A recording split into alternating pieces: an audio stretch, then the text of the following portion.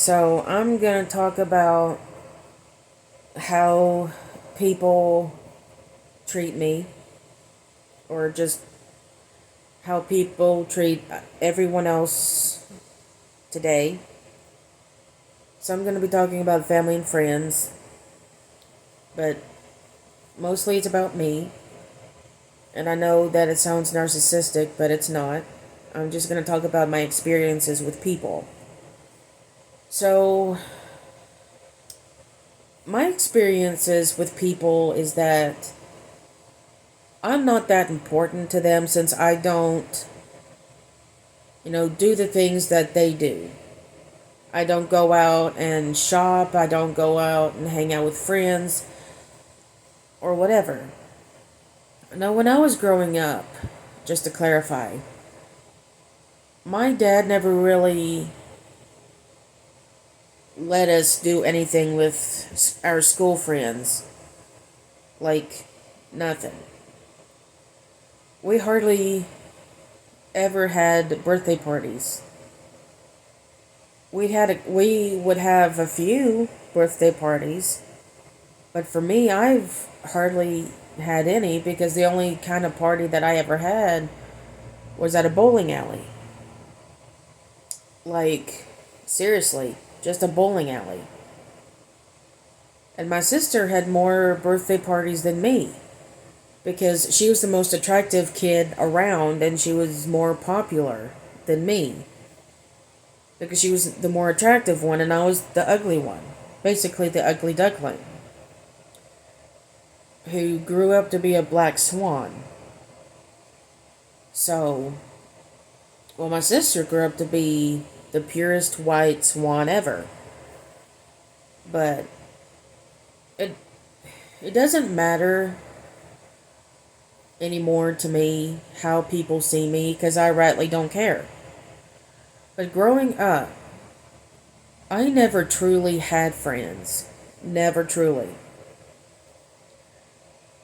It doesn't matter what I look like. It doesn't matter how social I am. It doesn't really matter about me, physically or otherwise.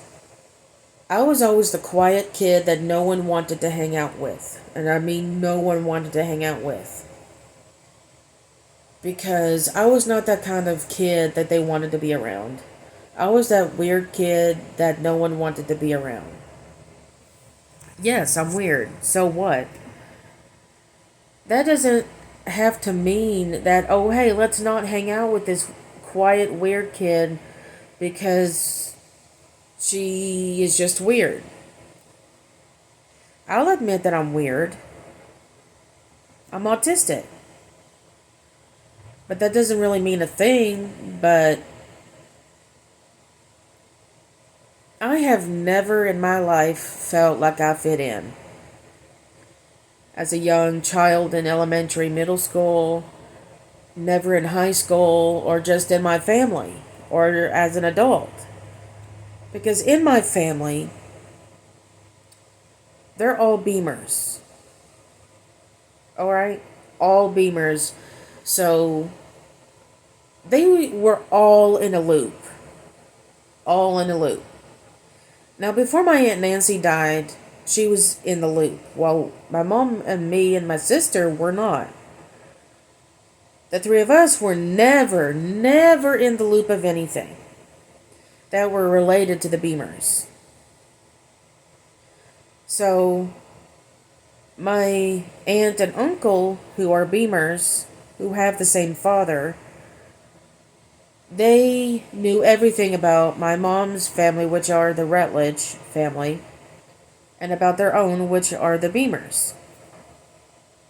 And they would say, oh, hey, Tanya, do you remember this and this and this and this? And she'd go, no.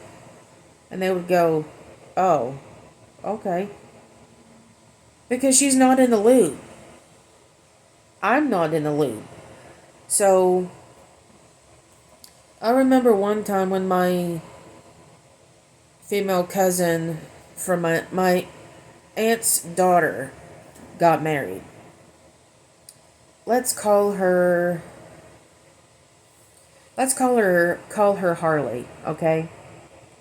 Harley had had gotten married like several years ago, and one of their family members had asked me if I remembered her dad. I said, because I was, a little uncomfortable, and I said, sorry, no. And she was like, oh, and just turned right around. Like I just insulted her. And my godmother was standing there with me. Okay, how am I supposed to know the Beamers when I know nothing about them? When they know nothing about me, my sister, or my mother? Because again, we're not Beamers.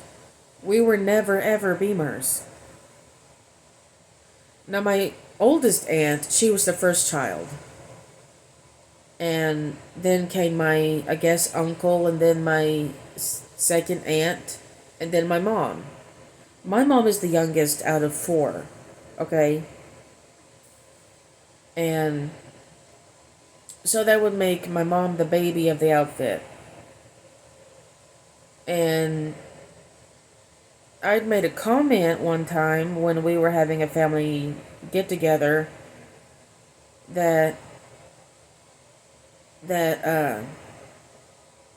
about me, my mom, and my sister not being the youngest ones in the family. And they just all got quiet and just looked at me like I just, said something horrific. And I'm like, why the hell are they looking at me like that? Because that's the thought that I had. Like, what the hell are they looking at me like that for? Because what I meant was that our family is expanding. That we're not the youngest family members out there, but it's like I just slapped everyone in the face. Like, seriously, slapped them in the face. Like, physical slap. And I'm like, I'm just trying to have a conversation with y'all, and it's like, no matter what I say, it turns out wrong. Because that's why I don't talk to people. I never had talked to people because my dad had instilled in me and my sister that we should be quiet unless someone talks to us. And I'm being serious about that too. We should be silent unless we're talked to. That was his rule if we were out in public or out with my dad's friends from work. That's how it went. It had always been throughout my childhood. So, because I don't see the point of trying to make a conversation with people if they do not want to have any kind of conversation with me. If they do not want to converse with me, then I'm going to think, what's the point of having this conversation with them if they just tune me out and block me out of whatever conversation that they're having and just ignore me the whole damn time. Because I'm not going to talk to you if you're going to ignore me and just, all out gaslight me the whole time y'all are having a conversation. Because I feel like no matter what I do, I come off as the weird person that you want to escape from. The only weird thing is that I'm not doing anything wrong, but it seems to like everyone else that I am. Like, what the hell? What the hell am I doing wrong socially with people? What the hell am I doing wrong? Does, if I showered that day or the night before, I usually shower the night before, but I'm thinking, okay, I showered the night before. I have deodorant on. I brushed my teeth. My hair is washed. So, like, I don't smell bad. So, I don't have any particular stink at that moment. So, what the hell? My BO is not showing. So, what's the problem here? Was it something I said or hadn't said or what? So, I've come to realize throughout my 31 years of life, born in 1991, that I've come to realize that people don't care about you if you do not meet their needs. Period. If you do not meet their needs, then what is the point of them to hang out with me? Like, what's the point? Because I don't like to talk to people I don't. Never have. That is in part to my father. You know, him saying, oh, don't talk to people unless you're talked to. And